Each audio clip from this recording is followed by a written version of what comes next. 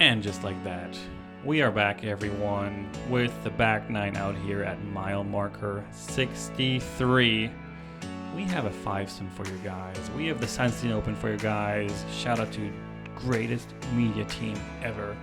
I am Simon Lizotte, bringing you some commentary. And next to me, also on this card, Harry Chace. How's it going? We're doing well, and if you missed the front nine, you can see the leaderboard right there. Simon and I, both with a pretty down front nine, but sneaking into the top 10 in that tied 9th position. At 5 under with a stacked field ahead of us. So we have Jesse Longenecker, as mentioned, leading the pack at 8 under. Some other names you might recognize as well. And we'll go right into it on hole number 10. It's a 319-foot par 3 and one of the only pure tunnel holes on the course. So after 9 holes of mostly open golf, see if our players can dial it in. We got Simon first up, throwing the hex. Yep, welcome to the stretch of tricky par 3s. If you want to shoot a really hot round on this track, you need to get at least 3 of the next 4 because these are tricky. This is one of the longer par 3s right here. And I was off and got a little chef's kiss kind of kick, which is not your typical result here if you don't hit the gap perfectly. But, I mean, you turned around and everything. Yeah, I knew it was not great. But after the hole 3 fiasco, you know, I'll take some love. We'll have to see it. Dylan after stellar front 9. Going with his preferred forehand kind of shot and slides it up to just inside the circle. What you doing? Taking my straightest putter and trying to just go right at it. A little bit of hyzer flip on it. And looks great. For some reason, didn't get the power quite right, so going to be outside the circle short, but happy with the gap hit. And we will try to make the putt from there. Andres, the smooth lefty. Got a very nice front 9. I'm swooping like crazy. And yeah, he is very good at throwing it straight and pure. And I also have been enjoying watching his putt, so 9 more holes of that, please. Kyle. This? One of New England's finest disc golfers. Sends one past the basket and also gets a beautiful kick. Yeah, how about that spinning disc on the ground on that nice manicured mulch right there? One of the prettiest things in disc golf, and get near the basket as Kyle loves to commit on those putter shots. Be rewarded with the birdie there. What am I snacking on in the back there? Probably candy. Let's see if Harry has some candy for us here. Yeah, we were talking about knowing the putt right out of your hand, and well, it's just as easy to know when you miss. So just not enough commitment there, as a great spinner from Andres. Another birdie to his collection, keeping it clean.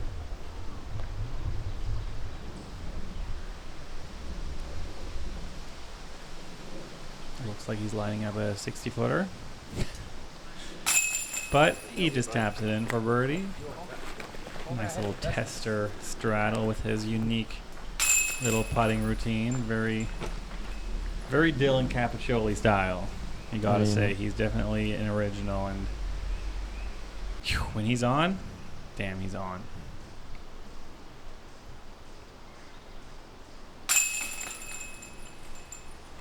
Nice reward there from Kyle. Wow, right on Harry. the pole. Just like that, you are solo par on the hole. Another, I believe my second ruined star frame after hole 2. And we do have some good chances for star frames coming up, and this is one of them. Hole 11 is 245. And I believe that to be a lie. This thing plays a lot shorter, especially with these pine needles right around the basket. Anything that lands right under it will probably slide to maybe 40 or 50 feet. So you need some touch here, and you can afford to keep it low because those needles will slide you. Yeah, it's a putter shot. If we were playing on tour and this was big money on the line, I think a putter would be the play. But, you know, in a tournament like this, got to pack out the mid-range, try to give it a run like this one. Ooh. Ooh, little... Looks pretty close. Hopefully we get another look at this one. Trying to run it. Good. And we do. This nice hyzer flip forehand from Dylan. Not a shot a lot of players have in the arsenal. A little tickle and wow. Right over it. That might have been pretty pure without it. Yeah, I think forehand's a good play. I think definitely hitting gaps and hitting your lines with a forehand a bit easier, but that distance control might...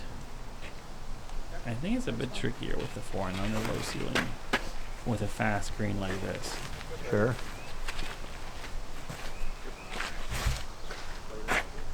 Signature standstill backhand. Same disc as he threw in the last hole. Little hyzer release, pop to flat.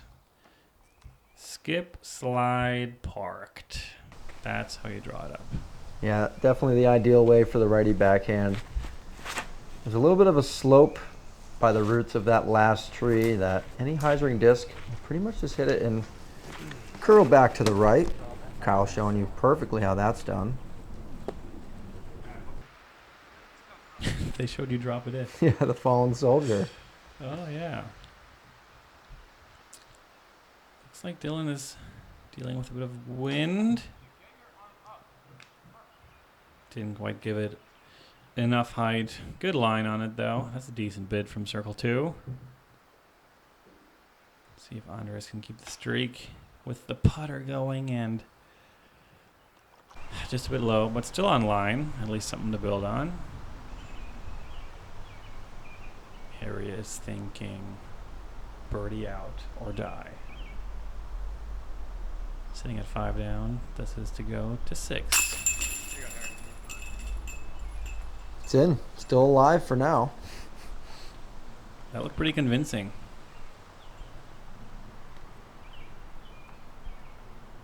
I try to follow that up.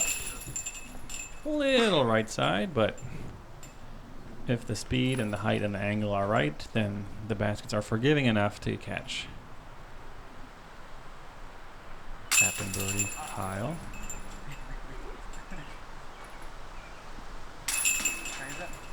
Two tapping pars. Moving on to one of the funnest holes on the course, the triple gap, almost the quadruple gap.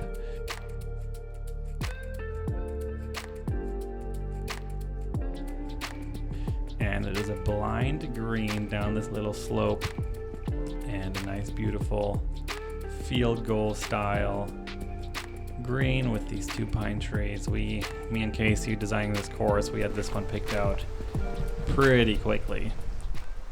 And this one is a bit mental with about a 10-foot gap to hit, about 80 feet off the tee. So definitely can't mess around on this one. This one is straight at it. Looks pure.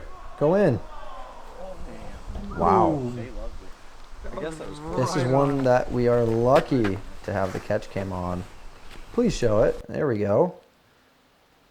I've actually never seen this hole from the catch cam, so it's really interesting to see what actually happens, because you never really know where you missed the basket if it looks so good. Go in! Come on! Go in! Whoa. What a line, though. Right over the top.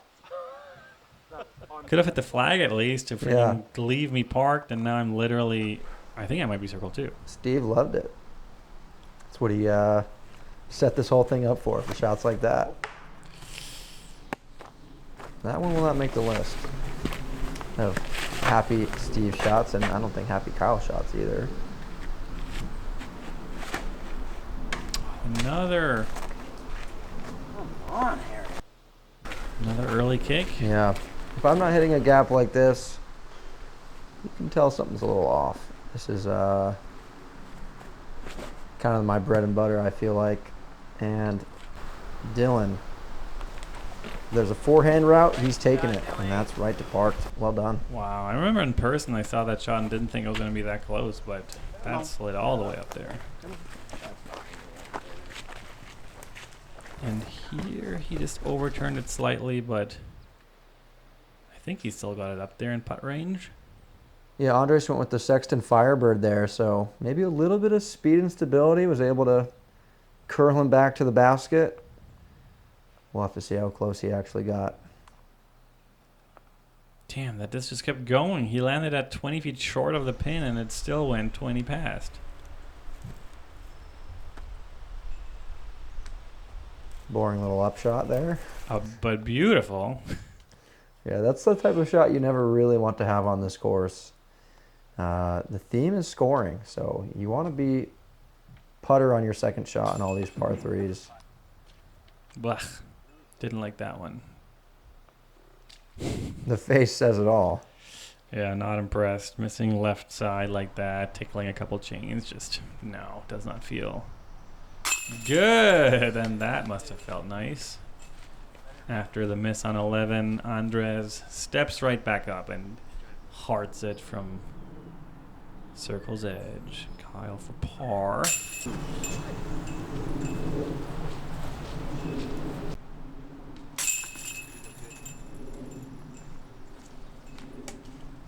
Dylan moves to 9 with a tap and birdie.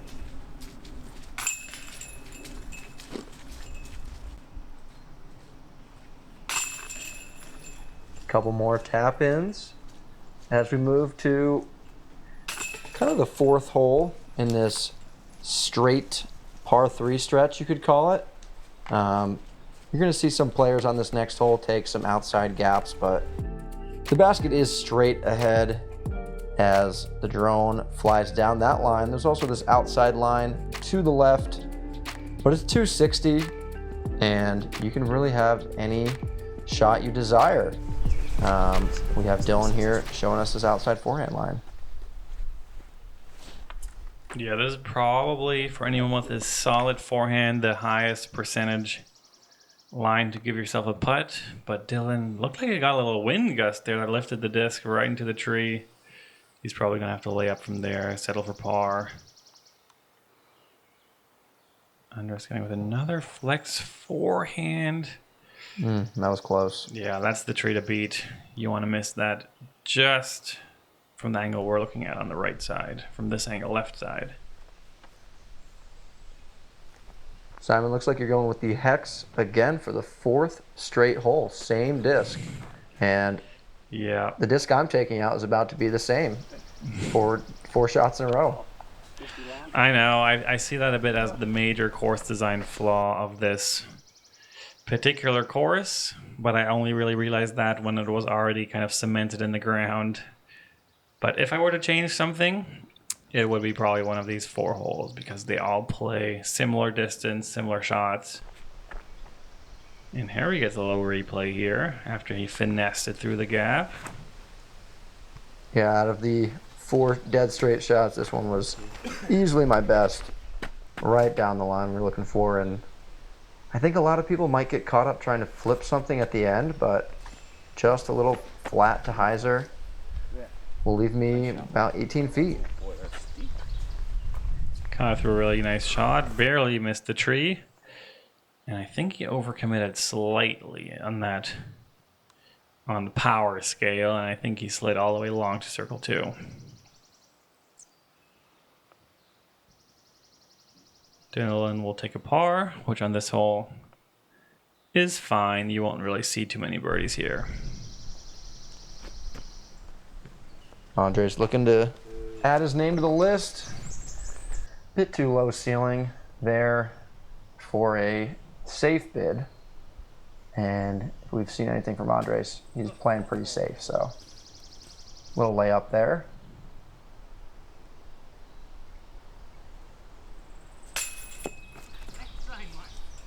Oh, big punt. Yeah, 2 holes in a row, similar distance, similar result. That is, as an aspiring professional, not one of my favorite things is making the same mistake twice. That feels like amateur stuff to do. Come on, man. Get it going here.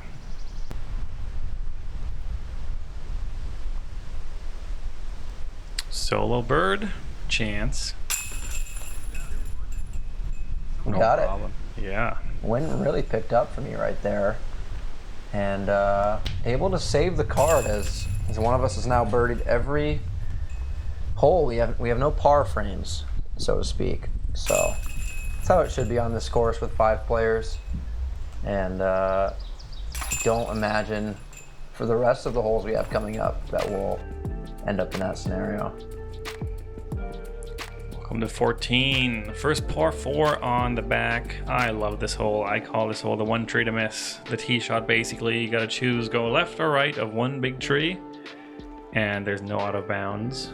But if I was to Pro Tour proof this course, there would be a lot of out of bounds on this hole specifically. And then upshot will come into a little mound with a hanging basket between 2 trees.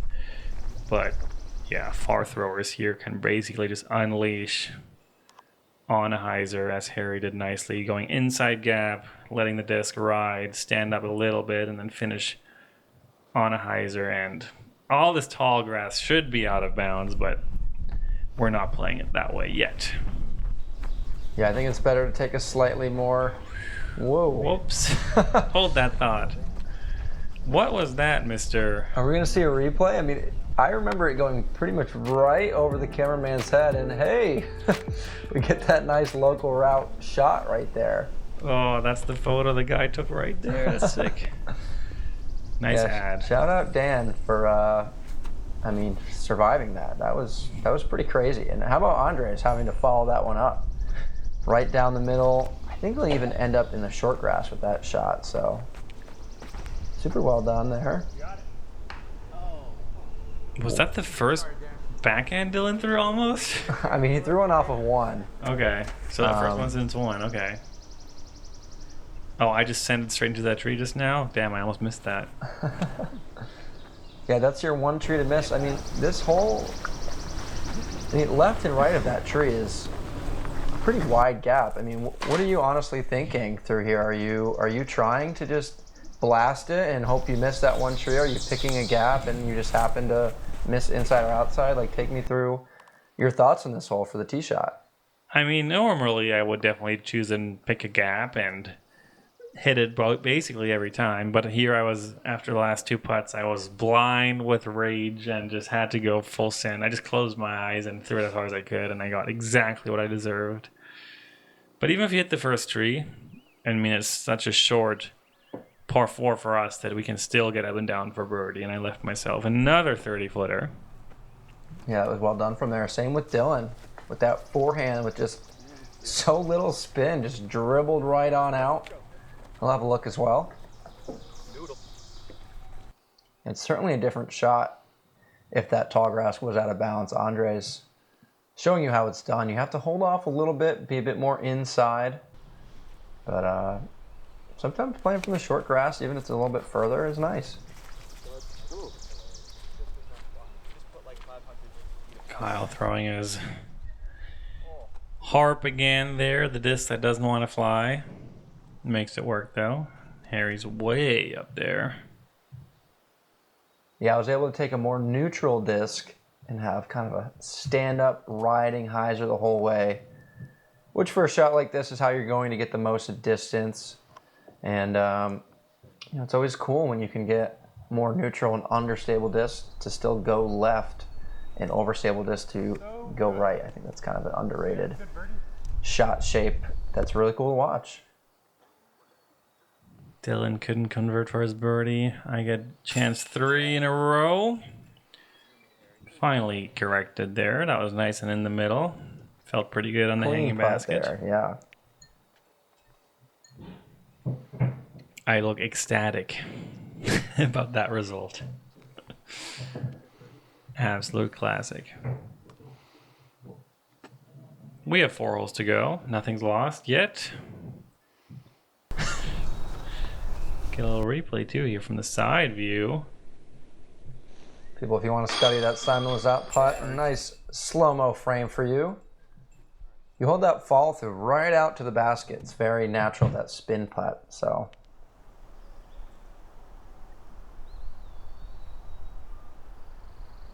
give myself for another birdie to add to the pot. No. Yeah, my putting was pretty off this day. I think it's probably the third I've missed from inside the circle. Haven't connected on any big ones either, so. I will say the tournament I played before this was in Virginia, and it was about 90 degrees. And whenever I go from hot weather putting to a little bit cooler like we have today, I feel like it's always a struggle to kind of have that pop back online without overexerting.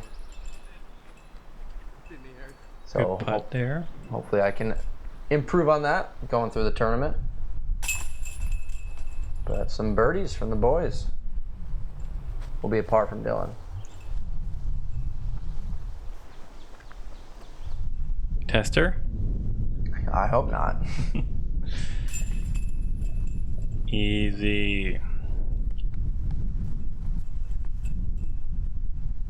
All right, now finishing stretch, 4 to go. Welcome to Pine Hinge, hole 15.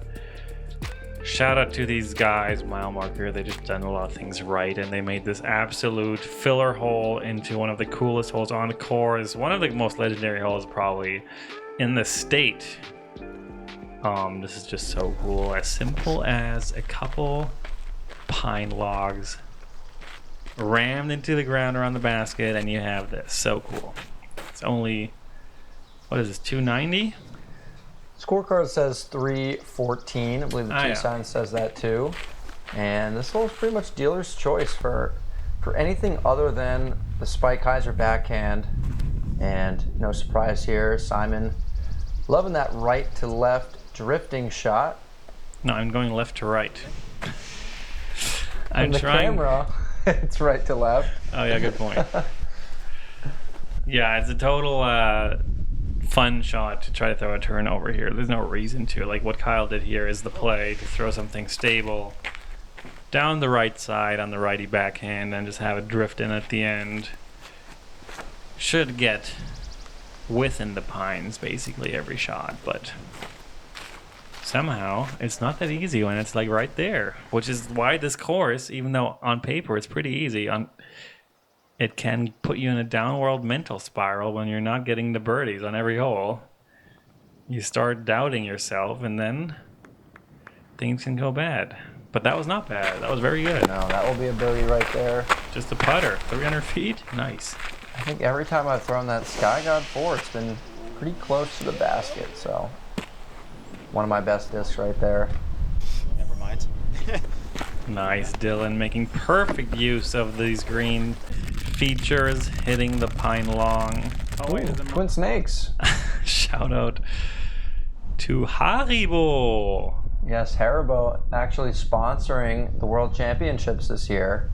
And I for one hope that there's some maybe exclusive candies, some maybe disc golf themed gummies. I think that would be so sick. Great run by Kyle there. Nice and committed, just a bit unlucky to hit top right. That was a good putt. See if I can sneak one around the stump. I could, but that never really looked convincing. High all the way. Better than low, I guess. Underestimate to double dig. Yeah, maybe a little wind here. Yeah, those putts, I feel like through the hinge are a little bit difficult too, unless it's perfectly lined up. It's going to be somewhat of an obstacle. Add a little bit of wind to that, and it becomes pretty difficult. As we see, Dylan and I, the only to keep the birdies for the card. Dylan goes to 10. Yeah, first to double digits. Through 15, it's pretty good. Yeah. Pretty good is about exactly what it is. We were watching some scores at this point, and there were a couple guys out there shredding pretty good. Welcome to hole 16. Yeah, I love how every drone shot starts on that turf like that. So shout out to Aerial Disc Golf, my guy Juan Maldonado out of Connecticut, doing great work all over New England. And this is a bit of a tricky hole.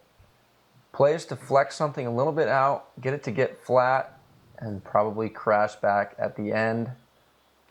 Taking an overstable mid-range, and I just didn't get it flat enough.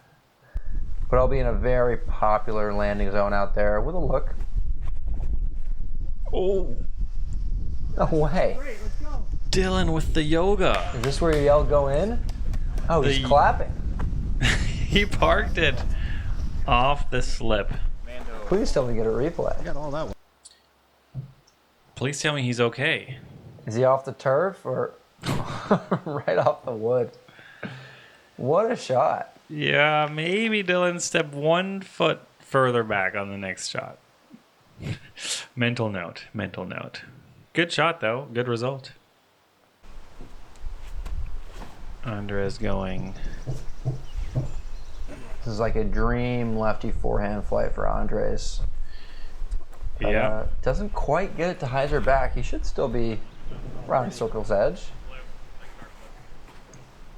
I'm throwing my balance. Going for the ace. Instantly know it's not in, but still a good result. But I can't be bothered for good results at this point. I want to get hole-in-ones or nothing.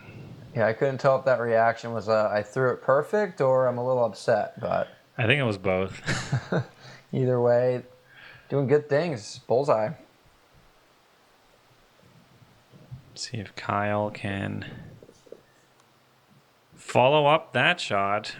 Going a little more inside, probably a little straighter disc, but seemed to be a bit too high and either didn't get the angle right or just kind of missed his line a bit.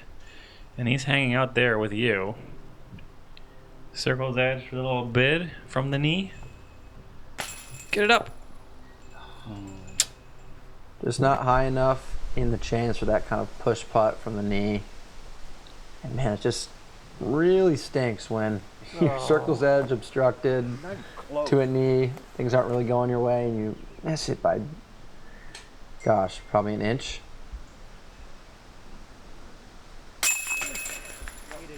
Nice. Here we go. But Double digits for Andres. Andres is back. And that's kind of a couple times now he's thrown that Firebird out way right, and it's just found its way back close enough to be a putt. It's kind of a little pro tip for you guys. Those stable discs, you know, they can kind of curl and knurl a little bit more than you think at the very end of their flight. It's almost like a self-correcting. And Andres is able to take advantage.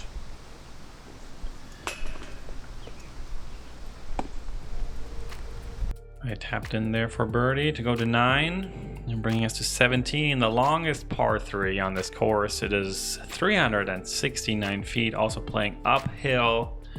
So you got to throw it every bit of 400 to give this one a chance to get there. And can go left side. Or if you are a big righty hyzer guy, you can also go around this first tree on the right and get it within the circle. And Dylan just lasers another one. That got there fast and just straight. I mean, that would have, without the backstop, that would have probably gone 450. What a weapon. Yeah, I think sidearm power, I would put Dylan in the top 10 of what I've ever seen, which is saying a lot because I've seen a lot. Yeah, it's crazy with disc golf. It's, you know, it's such a small community, especially with the top pros. I mean, I feel like most people just know everybody. And it's crazy that our guy Dylan in Massachusetts, I mean, that's just top in the world type of stuff. I mean, he's just a big kid. He's long, lengthy. He has the physical build to just send discs, and he's been throwing since he's pretty young, so pretty good recipe for just launching frisbees, and he's doing it. Come on. Oh, Kyle hit that one tree, which kicked him backwards 20, 30 feet, so he's looking at a 60-footer up the hill. Yeah, that's a tough result. Only at 8, so could really use a birdie here. Gonna have to be a par. Speaking of needing a birdie. Oh, almost got the roll away too. At least you didn't get that. See if Andres has another one in stock here. A little straddle floater. Oh, nope. It was kind of a tough spot to putt from over there with the hill covering some of the wind, but still a little windy. I was in more of like a half straddle, Andres to the full straddle. But I mean, those are the putts that really separate the top players in the tournament and the guys that are a little bit on the struggle bus. I mean, anytime you see players win tournaments, they are hitting putts like that, no problem. And for me and Andre, it's just not quite our day so far.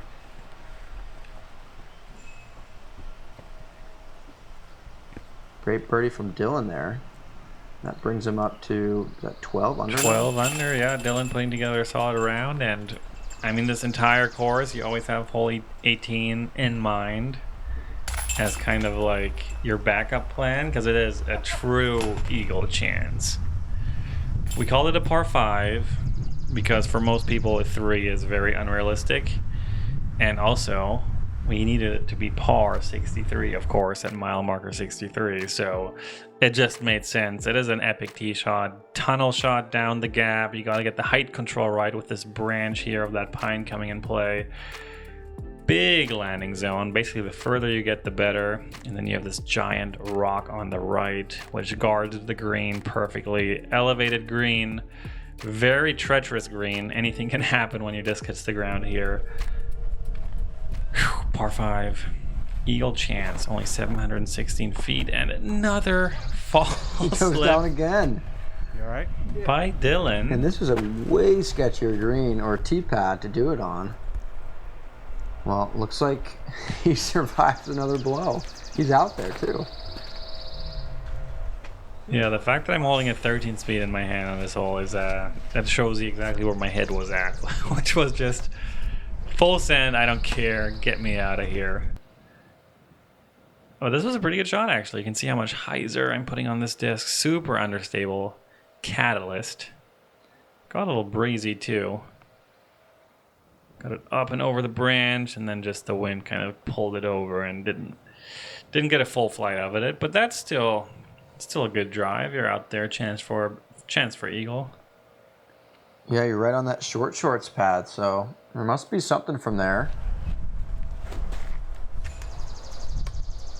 Lefty must be liking this hole, but it's the branch. Maybe he didn't quite decide if he wanted to go under it or over it, and that's what happens. Going with the steep hyzer flip here with my flippiest fairway driver, and looks to have gotten out pretty clean. A nice view from here. This is a great angle. Hyzer flipping just over that branch. That's my shot, just in better.